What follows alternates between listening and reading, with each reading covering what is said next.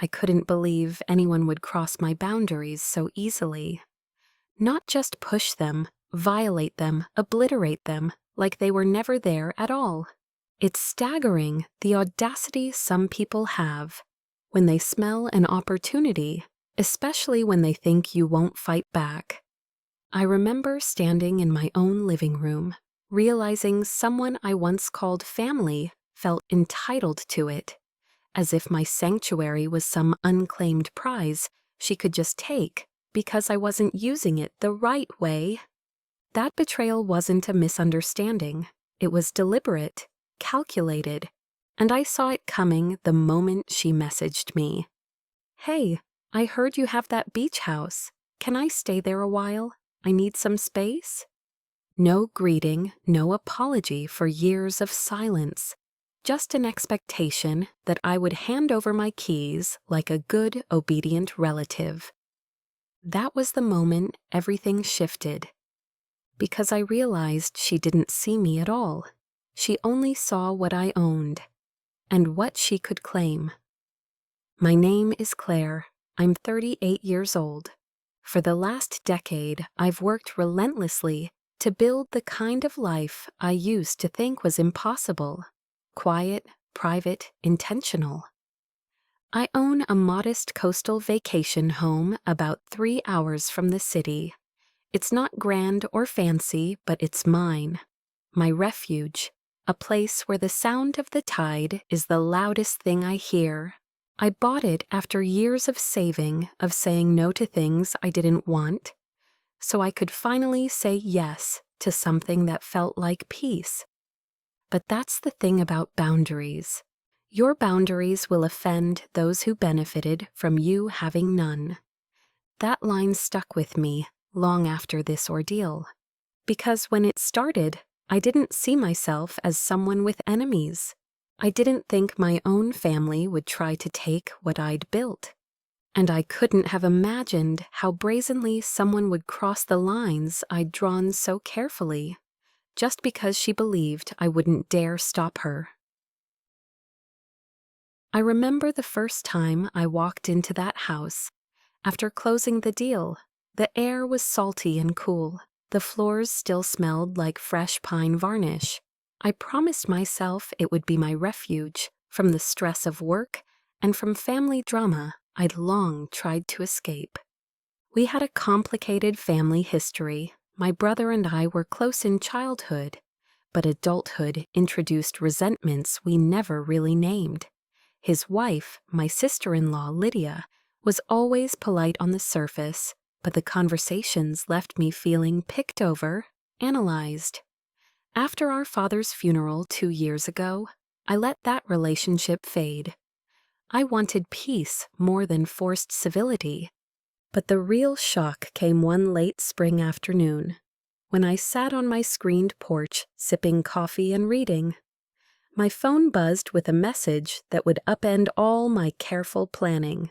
It was Lydia. "Hey, hope you're well. I heard you have that beach house. Would you mind if I stayed there a while? I need some space." No greeting in years, no apology, just an assumption that my sanctuary was community property. I remember staring at the message so long my coffee went cold. It wasn't just audacious. It felt invasive, like she'd opened my front door without knocking. That was the moment I realized how thoroughly some people will test your boundaries if you let them. After that first message, I sat quietly for a long time. The ocean outside felt suddenly cold and unfriendly. I read her words again and again, looking for nuance, for a sign that this was some kind of joke. But there was none. I didn't respond immediately. I wanted to be careful, so I set my phone aside and let the evening pass. I listened to the wind rattle the windows. I thought about my father's funeral, about Lydia standing next to my brother, both of them avoiding my eyes as if I'd done something unforgivable simply by existing outside their circle. We hadn't spoken since, no birthday messages, no polite holiday check-ins. And now she wanted my house. When I finally replied, I kept it simple. "Hi, Lydia. I don't think that's going to work. I'd like to keep that place private." The response came within minutes. "Seriously? It's just sitting there half the time. I'm family. I don't have anywhere else to go right now." Reading it felt like being slapped. There was no acknowledgement of the estrangement, no awareness of why I might feel uneasy handing her a key. Just raw entitlement, couched in faux familial obligation. I didn't answer. I put my phone in airplane mode and went for a walk along the dunes. The sky was bruised purple, the sand cold between my toes. I thought about how many times I'd let things slide in the past. My brother had always been the golden child, easygoing, charming. Lydia loved to point out my weird independence, to make jokes about my spinster beach retreat. They mocked it, but now they wanted in. That realization stung more than I'd admit. The next day, I got a call from my mother. "Claire, why are you being difficult about the house? Lydia's going through a tough time. She said you shut her down so rudely." I stood there in my little kitchen, fingers drumming the counter. I felt my temper surge, then forced myself to exhale slowly. "Mom, she asked to stay in my house. We haven't spoken in 2 years. I said no." Well, it would be the kind thing to do. That phrase set my teeth on edge. I had been kind all my life, accommodating, quiet, polite. And what did it earn me? People who believed they were entitled to my time, my space, my peace. I ended the call with as much composure as I could manage. Then I sat on the couch and stared out at the churning sea. That was the moment something hardened in me. I realized that if I gave in now, it would never stop. She'd be in and out of my house whenever she pleased. My refuge would be lost. I wasn't just protecting property. I was protecting the only boundary I'd ever enforced. That was betrayal in its purest form, not in the ask itself, but in the assumption that I didn't deserve to say no. I didn't want to fight with anyone. That was the truth. But Lydia wouldn't let it drop. Over the next few days, the messages continued. Some pleading, some curt, all of them presumptuous. "Claire, I know you're stubborn, but this is family. I'll only be there a little while." "Why are you being so cold?" She tried every angle. Soft appeal, guilt, mild threats about telling my brother I was heartless. I remember holding my phone over the trash can at one point, tempted to throw it in just to shut her out. Instead, I decided to answer one last time. "Lydia, please stop. I'm not comfortable sharing that house. This isn't up for discussion." It felt oddly freeing to send, but she didn't see it that way. Within hours, my brother called me.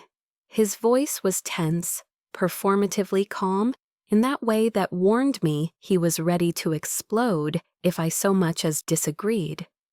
"Claire, I heard you're being difficult about the beach place. Lydia's going through it right now. Can't you just help us out?" I closed my eyes, let his words wash over me like cold water. "I don't owe anyone the keys to my house," I said. My voice sounded alien even to me, low, firm, final. He scoffed. "You don't have kids. You don't even live there full time. Why do you need it so bad?" That hit harder than I wanted to admit. As if my value, my right to privacy, was negotiable because I hadn't built my life like theirs. I felt my hands tremble. I put them flat on the table to steady myself. "Because it's mine," I said. Silence. "You're being selfish," he finally muttered. I hung up. That night, I didn't sleep well. The old patterns ran laps in my mind. The family dynamic, where I was always the cold one, the distant one. I thought about how many times I'd apologized just to keep the peace. But something was different now. Maybe it was age. Maybe it was the clear, quiet authority of the waves pounding the shore outside. I decided I wouldn't give in. The next morning, there was a new message from Lydia. If you don't want to help family in need, that's on you. But don't act surprised when people see who you really are. I didn't reply. Instead, I scrolled back through our entire message history. Years of polite nothing, the abrupt shift to demand, the way she spoke of family like it was a weapon. That's when I realized that saying no wasn't just about this house. It was about refusing to keep playing the role they'd assigned me. The dependable outsider, the person who would always yield. I wasn't going to do it anymore. I powered off my phone. Then I sat in the living room, listening to the old house creak as the wind blew in from the water. It felt good to be alone. It felt right. But beneath that small relief was a grim certainty. This wasn't over. They wouldn't accept my number. And I'd need to be ready for what came next. The days that followed were the quietest the house had ever felt, and the most suffocating. I'd come here for refuge, but it felt like the walls were listening for my next move. I'd always loved the early mornings most, making coffee while the sun rose over the dunes, light crawling over the kitchen floor. But now even those rituals felt tense. My phone sat face down on the counter, buzzing occasionally with calls I ignored. I didn't want to talk to anyone. Instead, I wrote in my notebook. I wrote everything that had happened, every message, every word of that last call with my brother. I told myself I was documenting things for my own sanity, but in truth, I felt like I was preparing for a battle I didn't want. The family group chat was suddenly active after months of silence. My mother posted photos of her garden. My cousin shared a recipe. But the subtext was clear when my brother chimed in with, "Some people just don't understand helping family." No names, but everyone knew. I watched it play out like a bad play I'd seen before. I didn't respond. Instead, I went for long walks down the beach. The water was still cold in late spring and the wind would chap my lips. But I liked how the salt air cleared my head. I thought about growing up in a house where emotions weren't discussed, just hinted at, weaponized, then buried. I thought about every time I'd been called unfeeling because I didn't shout or cry on demand. I thought about how easy it would be to give in, to hand over the keys, to say, "Fine, whatever," and be left alone. But I knew I wouldn't. I couldn't. One evening, I called a lawyer friend, not to sue anyone, but just to ask, what happens if someone just moves into my place without permission? She explained in measured tones, trespassing laws, eviction orders, how long it might take to remove someone who decided they lived there. "It's not as easy as just changing the locks," she warned. That stayed with me. I lay awake that night, staring at the ceiling, listening to the wind batter the siding. I imagined Lydia in my kitchen, using my mugs, sleeping in my bed, complaining about the cold floors. The image filled me with a slow, choking fury. They didn't see this house as mine. They saw it as unclaimed territory, ripe for occupation, because I wasn't using it correctly, because I didn't have a family, children, obligations that they deemed valid. It wasn't just about property. It was about permission. And I wasn't going to grant it. But I also wasn't stupid. I started making lists. check all locks, change codes on outdoor keypads, install cameras, notify neighbors. I knew some of them year-round. I let them know I might have uninvited guests trying to move in. They were sympathetic in the way quiet, weathered coastal people can be. "Happens more than you think," one neighbor said. "Families think they can just stake a claim if you're not there. Stand your ground." I went to the hardware store and bought new deadbolts, cameras that would ping my phone if they detected motion. The guy at the counter asked if I was worried about break-ins. "Something like that," I said. He nodded like he understood exactly the kind of trouble I meant. Installing the cameras was oddly satisfying. I felt a grim sense of control watching the live feed on my phone. At night, I sat on the porch with a blanket over my shoulders, watching the dark dunes. I thought about how much simpler life would be if I'd just been the good sister everyone wanted. If I'd just said yes. But I couldn't do it. Not for them. Not anymore. I woke up one morning before dawn, listening to the low hum of the refrigerator and the wind rattling the screen door. I felt steady for the first time in weeks. Resolved. They were going to try something. I could feel it in my bones. So I prepared. I spent a full day walking the perimeter of the property, checking every window, testing every lock, replacing old corroded screws with longer, stronger ones. I ordered additional cameras, 2 for the back porch, 1 angled at the driveway. I wanted no blind spots. I logged into the app on my phone, watching the feeds pop up one by one. My little fortress. I contacted my insurance company, not because I planned to file anything, but because I wanted to know exactly what my policy covered if someone tried to claim residence. The agent was polite but puzzled. "Do you think someone's trying to squat?"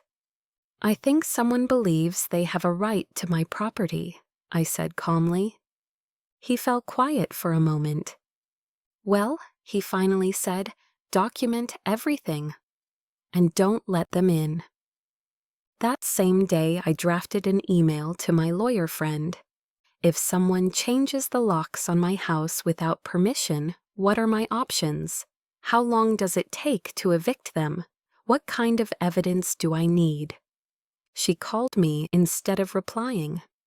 "Claire, are you serious? Is this really on the table?" "I think it is," she sighed. "Then keep every message. Record every interaction. Don't threaten them. Don't argue. Just say no. And if they show up, call the police immediately." I spent the next night printing out every text Lydia had sent, every email, even the family group chat posts that were vague but damning in context. I kept it all in a folder. It felt ridiculous, paranoid, but also necessary.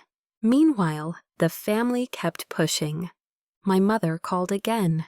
Her voice was tired, like I was the one wearing her down. "I don't understand why you're so worked up. It's just a house. She's family. You should be helping her." I kept my tone even. "It's my house, and no, I shouldn't." "This isn't who you are, Claire. You've changed." "I hope so," I said. I could hear her exhale sharply before hanging up. I started keeping the porch light on all night. I let the neighbors know again that if they saw anyone around when I wasn't there, they should call me immediately. They nodded, eyes narrowed, jaws set. They understood property. They understood trespass. I changed the locks twice. I took photos of the new keys, not because I wanted to share them, but so I could prove they were mine. I even stashed a spare set at a friend's house in town, someone Lydia didn't know. I didn't tell anyone else where I planned to be. If I left the beach house for the city, I didn't announce it. I went quietly. I was careful not to post photos. I had seen how she discovered the place in the first place. Some old social media post, the one time I'd been careless and proud. Never again. One afternoon, I drove into town to have coffee with my lawyer friend. We sat at a corner table, sun slanting through the dusty windows. "Are you really worried they'll try to move in?" "I think they'll try anything if they think I'll cave." She sipped her coffee slowly. "Then don't cave." "I won't." She patted my hand once briskly. "Good. Then you'll win." That night, back at the house, I poured myself a glass of wine and watched the camera feeds. I listened to the wind sighing under the eaves. I was tired, but I was also calm, because for the first time in years, I wasn't trying to be the good daughter, the good sister, the polite woman who didn't make trouble. I was protecting what was mine. There was a clarity in that, a steeliness I hadn't known I possessed. And while part of me still mourned what it meant, that my own family would force this choice on me, the rest of me felt something close to relief. I was finally, truly ready. It happened on a Monday morning. I'd gone back to the city for 2 days to handle work meetings. I tried to stay relaxed about leaving the house empty, telling myself I'd prepared enough. But when I checked my cameras that morning, the feed was black. Offline. All of them. My stomach dropped. I called the internet company first, hoping it was just an outage. They told me the line was disconnected, not down, canceled. My hands shook as I ended the call. I grabbed my keys and drove back immediately. 3 hours on the highway, heart pounding the entire time. The whole way, I replayed every warning my lawyer friend had given me, every scenario I'd prepared for. When I pulled up the sandy drive, I knew instantly. The curtains were drawn, lights on, my porch chair was moved. There was a car I recognized, Lydia's compact sedan, parked crookedly next to my hydrangeas. I parked behind her, blocking her in. I sat there gripping the wheel, breathing carefully. Then I got out and walked up the steps. My key didn't work. I tried twice, slowly. It didn't fit. I felt heat rising behind my eyes, but I refused to cry. Instead, I knocked. I heard movement inside. A muffled voice, then the deadbolt sliding. Lydia opened the door, dressed in leggings and an oversized hoodie, holding a coffee mug, my coffee mug. She didn't even look startled. "Oh, Claire, you're back." I stared at her, at my own living room behind her, her suitcase in the corner, my throw blanket on her lap. "Get out," I said. She rolled her eyes. "Don't be dramatic. I just needed somewhere to go." It was empty. My voice was shaking with rage I tried to leash. "You changed the locks." "I had to, for safety. It's not a big deal. We're family." I actually laughed. A bitter, hollow sound. "You need to leave, right now." She smirked at me like I was a child throwing a tantrum. "Claire, don't be selfish. I'm not leaving today. I have nowhere else. We can talk about it later." I felt something cold and precise click into place in my mind. I turned on my heel and walked back to my car. Inside, I took out my phone. I called the police. "My sister-in-law has broken into my property. She changed the locks and refuses to leave." The dispatcher asked me to repeat it twice, then said an officer would meet me there. I sat in my car, staring at the house that was supposed to be my sanctuary. It looked ugly and unfamiliar with her inside it. I realized this wasn't a misunderstanding. It was theft, plain and simple. and I wasn't going to let her get away with it. I didn't go back to the door after I called the police. I sat in my car, engine off, windows cracked, to let in the sea air. My hands were steady now. All the shaking from before had burned off. I felt cold, detached. 20 minutes later, a patrol car turned onto the sandy drive. 2 officers got out. One nodded politely at me. "You the owner?" "Yes, it's my property. She's inside. She changed the locks." He raised an eyebrow at that. "She related to you?" "My sister-in-law." He sighed. It was the kind of sigh that said he'd seen this before. "All right, let's talk to her." They knocked on the door. When Lydia opened it and saw them, I watched the mask slip. She tried to sound wounded. "I'm family. She's overreacting. I just needed a place. I didn't think she'd mind this much." One officer held up a hand. "Ma'am, did you have permission to enter?" "Well, she didn't say yes, but she's family." He glanced at me. "Did you give her any permission?" "No," I said. "I explicitly said no. I have the messages." I handed him my folder, every text, every email.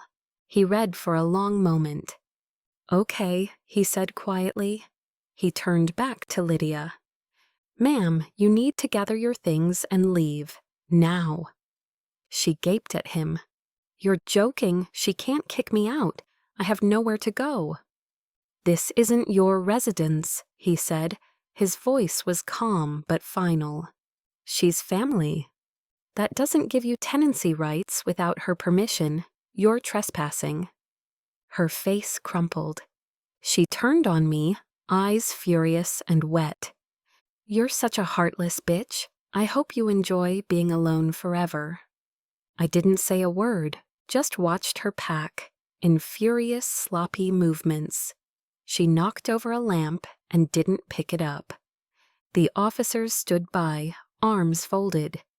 When she finally stomped down the steps with her suitcase, she stopped inches from me. "You'll regret this, I promise." I met her gaze steadily. "Goodbye, Lydia." She got in her car and sped off, wheels spitting sand. After she was gone, the officers lingered. "You want to change the locks again?" one asked gently. "Yes," I said. "Good idea." They gave me their card, told me to call if she tried to come back. I watched them leave, lights dim in the gray evening. Then I stood alone in my yard. I looked at the house, quiet and battered from the intrusion. It felt like something sacred had been violated, but it was mine, still mine, and no one was going to take it from me. I spent the next morning cleaning, not because it was filthy, Lydia hadn't been there long, but because I needed to reclaim it. I scrubbed the counters, washed the sheets she'd touched, rearranged the living room exactly how I liked it. I even burned sage, something I'd never done before, just for the symbolism. As the smoke drifted through the rooms, I felt the tension leave my shoulders. This was mine. I stood at the sliding doors to the porch, watching the early light spill over the dunes. The wind was calmer that day. The ocean didn't look threatening anymore. For the first time in weeks, I let myself really breathe. I thought about everything I'd done to prepare. The cameras, the legal advice, the hard conversations with family. I'd never seen myself as confrontational. I was the quiet one, the cold one. But I wasn't cold. I was clear. I was done living by other people's expectations of what a good daughter or sister should do. I could still hear my mother's voice in my head. "This isn't who you are." She was wrong. This is exactly who I am. Someone who knows her boundaries. Someone who enforces them. I didn't hear from Lydia again. My brother tried once more, leaving a voicemail I never returned. He didn't press it after that. Maybe the police visit embarrassed them. Maybe they finally believed I wouldn't back down. Either way, it didn't matter. I'd shown them the truth. Later that week, I sat on my porch with a glass of wine, listening to the hush of the waves. The house felt safe again. I realized this was the lesson they'd never understand. You can love people and still refuse to let them invade you. You can be kind and still say no. You can be family and still draw a line. And you're allowed to defend that line with everything you have. Because sometimes no is the most loving thing you can say to yourself. If this story resonates with you, please consider subscribing for more true life lessons about family, boundaries, and hard-won freedom. Share your own experiences in the comments. I'd love to hear how you learned to say no and protect what's yours.